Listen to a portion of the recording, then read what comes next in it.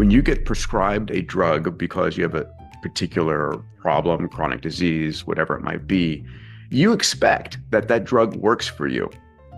But do you happen to know what percentage of people that drug, where it's prescribed for them, actually works? It's like 20%. Wow. I have no idea where he came up with this number. That's a made up number. That's not how any of this works. You don't just make up a 20% number. My name is Darshan. I'm an attorney. I'm a pharmacist. This is what I do for a living.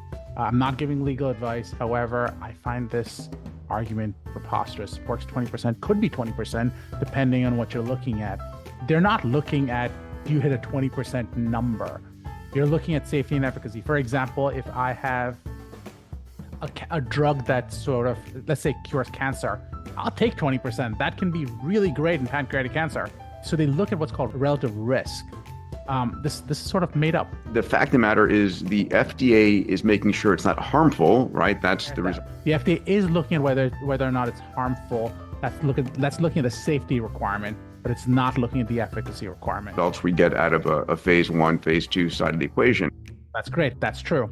But the FDA is approving a drug if it helps a sufficient number of people, not everybody. That's true. And I'm glad he's explaining this further. This is the first time seeing this video, but I don't think a 20% number is a fair number to make up. But the hope now is not a drug that statistically might work for enough people for the FDA to approve it, but I want a drug that works specifically for me. Now that's fair. You want a drug that works specifically for you. There's no way to know that unless I test everything on you. The only way to know that is how your specific body works.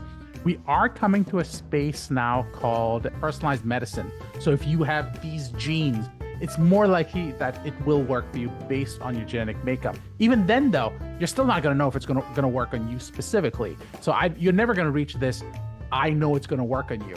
There is another concept out there called digital clones. And that's where they're saying, based on your specific makeup, maybe we'll reach that point. But again, that's based on the factors we understand. I don't know if you saw this thing called the third body problem. There was a TV show called the third body problem. It's a known problem in physics. We are good at evaluating two factors at a certain time. The moment you start adding a third and a fourth and a fifth, it really breaks down everything we know. So to say that we're going to look at just the genetic makeup and a drug and go, it's going to work on you, doesn't work as cleanly as that. I want a drug that is coded for my molecular design. And you don't mean molecular design, you mean genetic design, but sure. Genetics and so forth. So again, my take would be trust this information, but again, come at it with a grain of salt.